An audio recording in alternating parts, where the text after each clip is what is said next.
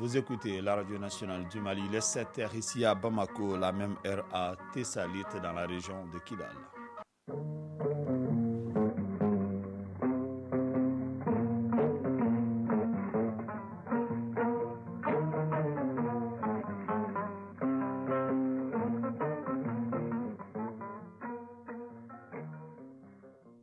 Le journal. Fousséni Tunkara. Bienvenue dans cette édition, la première des Mali Actualité, les titres. C'est l'ancien président du Niger, Mahamadou Issoufou, qui dirige le panel de haut niveau sur la sécurité et le développement au Sahel.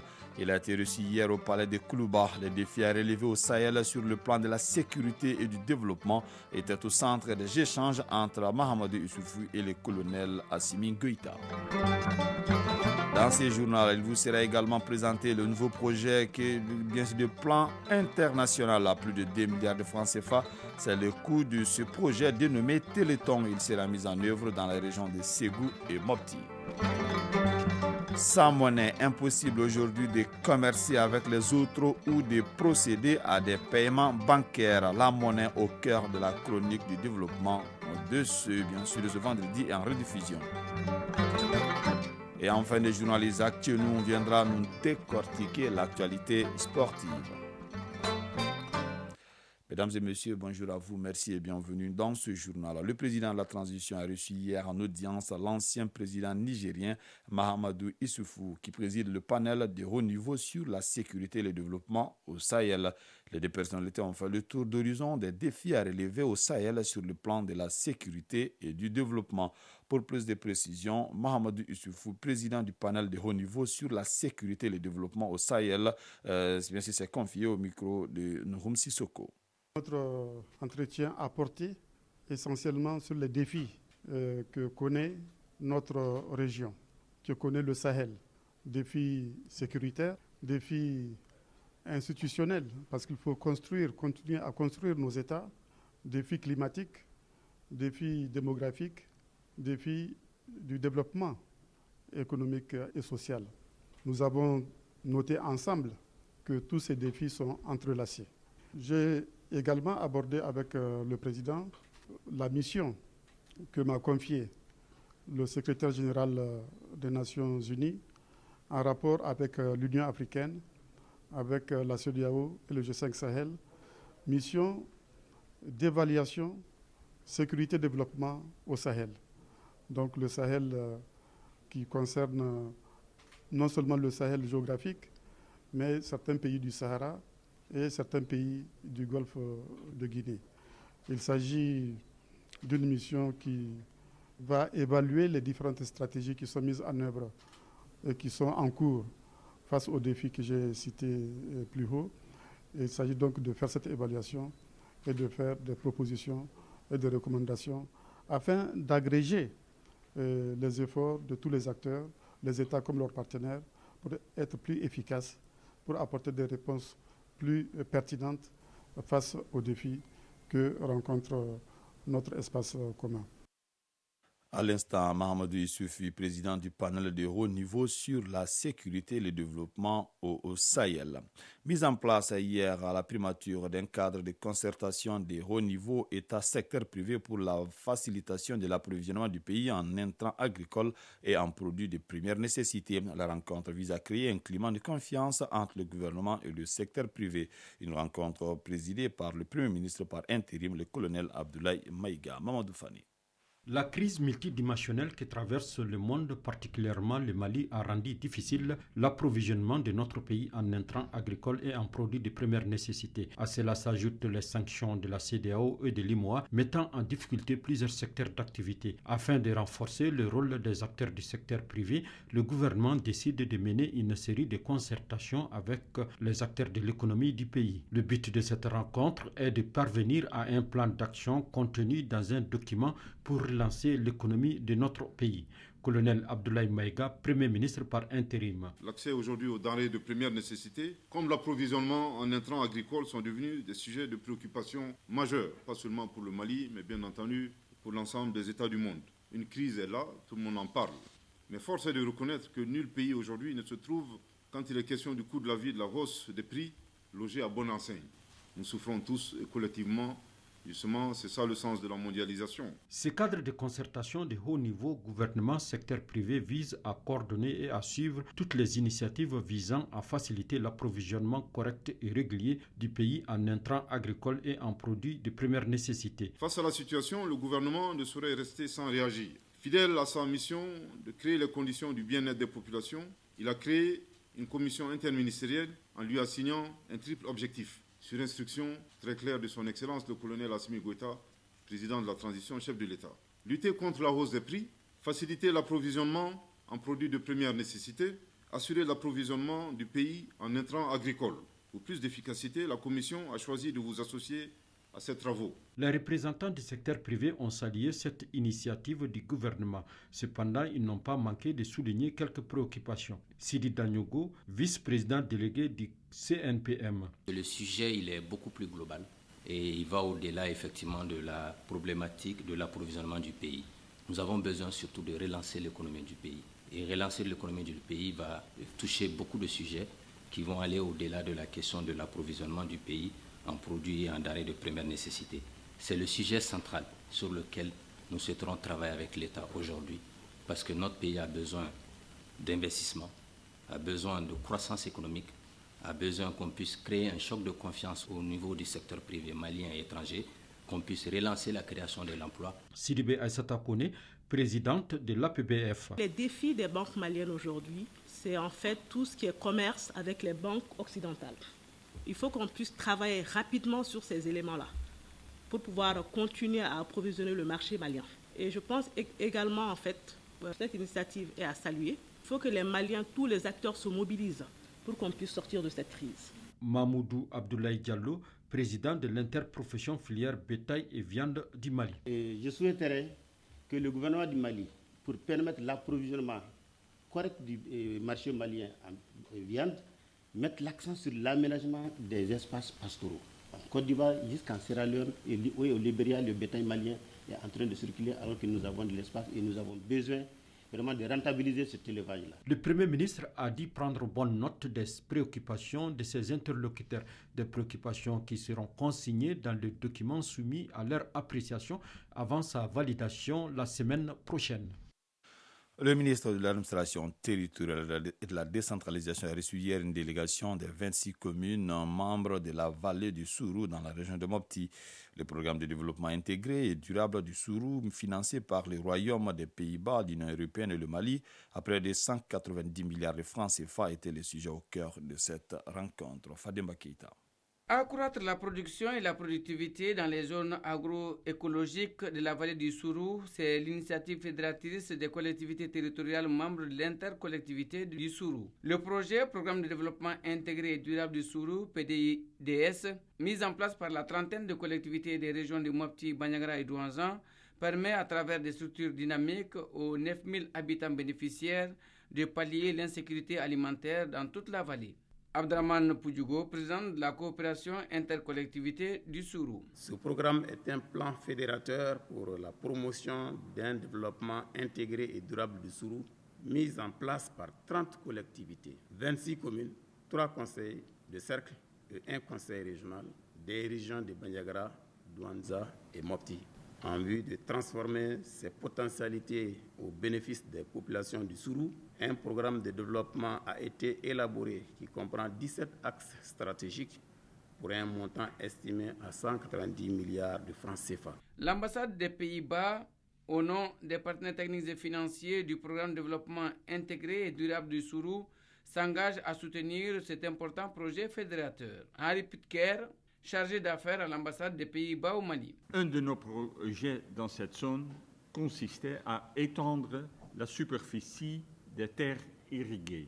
L'extension des zones d'irrigation pourrait avoir a priori un impact majeur sur l'ensemble du bassin. En mobilisant plus de partenaires, nous pourrons ensemble adresser, dans une approche intégrée, la sécurité alimentaire, la gestion de l'eau et les effets des changements climatiques dans le Sourou. Colonel Abdoulaye Maïga, ministre de l'Administration territoriale et de la décentralisation, porte-parole du gouvernement. Je note avec satisfaction la mobilisation partielle du financement du programme d'un montant de 16,4 milliards de francs CFA par le Royaume des Pays-Bas, 13 millions de francs CFA par Acting for Life de l'Union européenne.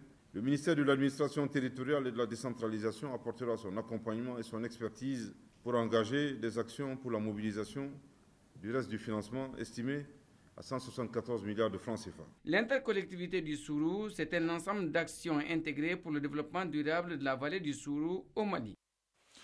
Plus de 2 milliards de francs CFA, c'est le coût du nouveau projet dénommé Téléthon de plan international. Ce projet qui sera mis en œuvre dans les régions de Ségou et Mopti est financé par le ministère des Affaires étrangères de la Norvège. Le projet Téléthon porte sur la protection, l'éducation, la santé sexuelle et reproductive ainsi que la formation professionnelle des filles. Jacqueline Dacour. La présente rencontre initiée par Plan International vise à partager avec les parties prenantes les grandes orientations stratégiques du nouveau projet appelé Téléthon. Avec plus de 40 000 bénéficiaires, le projet Téléthon contribuera entre autres à améliorer le taux de maintien des jeunes filles à l'école et réduire l'influence négative des normes sociales et culturelles sur la vie des filles. Oumar Sungalo Keita, chef de projet Téléthon. Nous allons mener des activités de protection. Qui parle de protection, on va forcément parler des espaces d'apprentissage, des espaces amis des enfants et autres activités autour du bien-être de l'enfant en question. Et en plus de cela, nous allons faire l'éducation. L'éducation va concerner les enfants déscolarisés. Le projet prévoit la formation professionnelle des filles et aussi donner des bourses aux jeunes filles pour leur continuité au niveau de l'éducation et afin qu'ils soient épargnés en quelque sorte de mariages précoces. Le projet Téléthon a pour cible essentielle les enfants, les adolescents et les jeunes âgés de 3 à 24 ans. Il vise 8 objectifs principaux dont le volet humanitaire et développement. Mohamed Aboubakrin Ag Mohamed Ali, conseiller au gouvernorat de Ségou. Je souhaite vivement que cette initiative préconisée par le Plan international soit étendue à d'autres communautés des régions de Ségou et de Mopti. Car quand la vie de chaque enfant compte, chaque jour compte aussi. Par conséquent, nous réitérons notre disponibilité à vous accompagner pour atteindre au mieux les objectifs du projet Téléthon dans les régions de Ségou et de Mopti. Pour une durée de 4 ans, le projet Téléthon intervient dans les communes de Baroueli, Yeredon Sagnona et Siribala dans la région de Ségou et les communes de Sio et Sokoura dans la région de Mopti. Ségou, Jacqueline Dako et Issaba pour l'ORTM.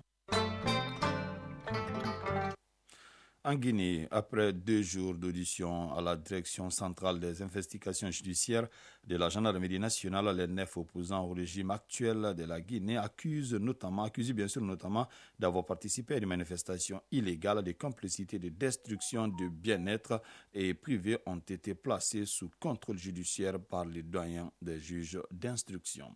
Au Sénégal, une initiative a été lancée hier jeudi par une dizaine d'organisations de la société civile contre un 3e mandat du président Macky Sall. Au pouvoir depuis 10 ans, Macky Sall reste flou sur ses intentions pour la prochaine présidentielle fixée en 2024. Mais le débat agite la classe politique. Dans une lettre ouverte, les organisations signataires appellent le chef de l'État à s'exprimer clairement et à respecter la Constitution qui stipule dans son article 27 que nul ne peut exercer plus de 2 mandats consécutifs. Pour terminer cette page internationale, au Tchad, les répercussions bien sûr des violences du 20 octobre continuent à se faire sentir à travers le pays, alors que le gouvernement comptabilise toujours 50 morts et environ 300 blessés. Les associations parlent de bien plus. Les défenseurs des droits de l'homme pointent aussi du doigt des centaines d'arrestations qu'ils jugent arbitraires avec des personnes déportées dans les prisons en dehors de la capitale.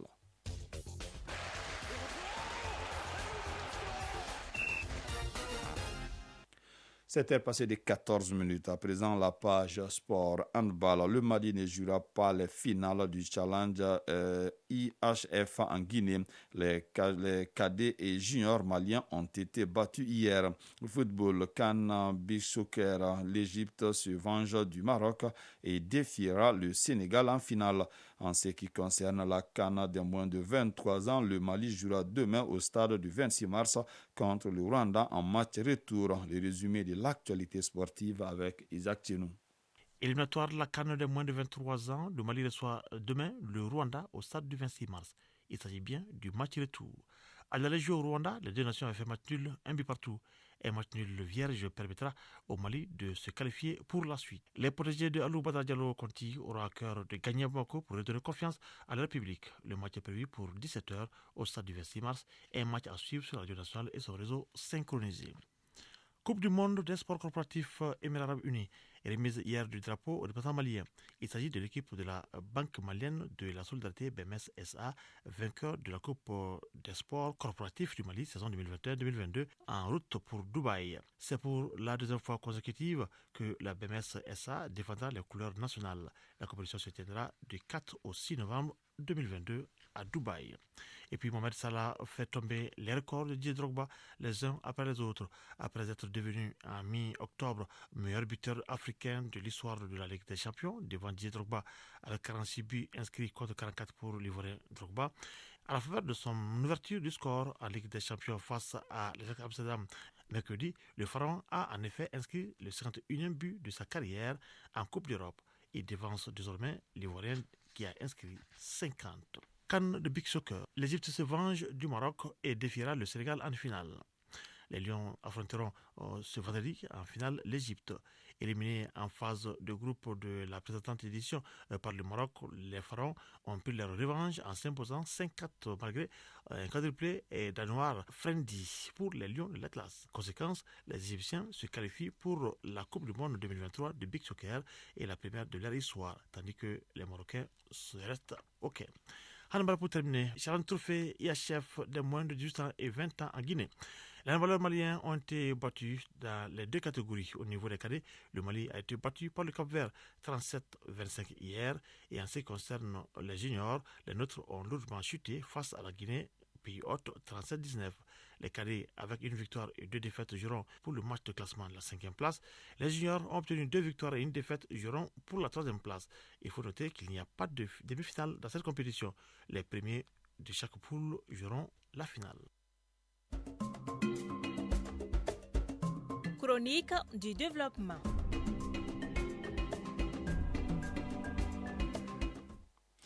La chronique du développement du jour nous parle en rediffusion de la monnaie. Cet instrument qui est utilisé dans les échanges. Sans monnaie, impossible aujourd'hui de commercer avec les autres ou de procéder à des paiements bancaires. Suivons ce numéro en rediffusion avec Soumaïla Berté et Marc Dambélé. De nos jours, l'essentiel des échanges commerciaux dans le monde se fait à travers la monnaie. Au fil des ans, cet instrument s'est avéré indispensable dans les échanges de biens et de services. Selon qu'elle est forte ou faible, la monnaie peut déterminer la puissance économique d'un État, d'une personne physique ou morale.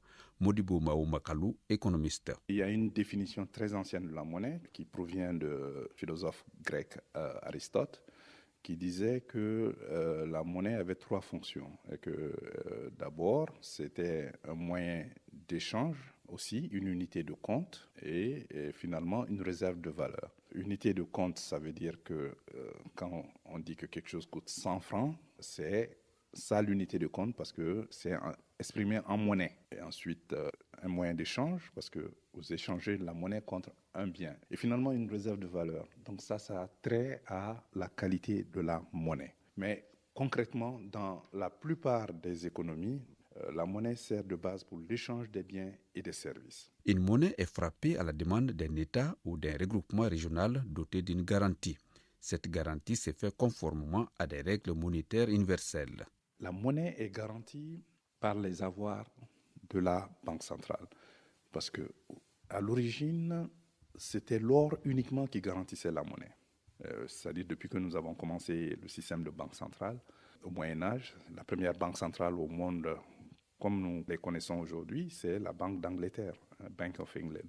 Mais jusqu'à présent, c'est l'or qui garantit. Mais l'or plus les devises. Qu'est-ce que ça veut dire une devise? Une devise, c'est une monnaie qui est librement échangeable. Par exemple, si vous prenez le dollar américain, que vous soyez au Mali, ou que vous soyez en Ouzbékistan ou au Japon, vous pouvez aller dans n'importe quelle banque, on vous échange le dollar contre la monnaie locale. Mais si vous prenez le franc CFA, par exemple, et que vous allez à Paris dans une banque, ils vont vous dire non, nous ne prenons pas cette monnaie parce que ce n'est pas une devise. Mais si vous prenez l'euro et que vous venez au Mali, on le prend dans la rue, on le prend dans les banques, donc l'euro aussi est une devise, le dollar est une devise, le yen est une devise, le dollar canadien est une devise, le dollar australien aussi est une devise. Le yuan chinois, le rouble russe ne sont pas des devises parce qu'elles ne sont pas consommées en dehors du pays. Dans ce contexte, il y a deux questions qui viennent à l'esprit. Pourquoi une monnaie est plus forte qu'une autre? Et comment s'établit la parité entre les monnaies? Il faut d'abord qu'on définisse la notion de taux de change. Modibo Maoumakalou, économiste. Le taux de change CFA-euro, c'est le nombre de CFA qu'un euro peut procurer. Donc c'est 1 euro égale 655,97 francs CFA. Ça, c'est le taux de change CFA-euro. Comment cela est établi? Donc ce sont ceux qui établissent la politique monétaire doivent tenir compte des principaux pays partenaires avec lesquels ils commercent. Parce que si vous commercez avec quelqu'un, vous échangez deux monnaies. Par exemple, si nous voulons acheter un bien quelque part, avec l'Italie, l'Italie va dire, bon, moi ma monnaie c'est l'euro, il faut que vous me payiez en euros. Mais au Mali, nous n'avons pas d'euro, nous avons le franc CFA. Donc en ce moment-là, nous allons dans notre banque et nous échangeons nos CFA contre des euros et la banque envoie à travers la banque centrale en Italie. Donc l'Italie va recevoir des euros. Si les réserves ne sont pas suffisantes, si la monnaie est faible, il n'y a pas d'argent. Il y a des pays qui n'arrivent pas à importer du carburant parce qu'ils n'ont pas de devises, ils n'ont pas d'or. La banque centrale ne peut pas garantir la monnaie. Donc maintenant, le taux de change reflète la parité. En clair, dans ce monde où les grands ensembles dictent leurs lois, vouloir créer une monnaie nationale peut contribuer à isoler les pays. C'est ce que l'Union africaine a compris en fixant un objectif ultime d'ici à 2063 de doter le continent d'une monnaie commune.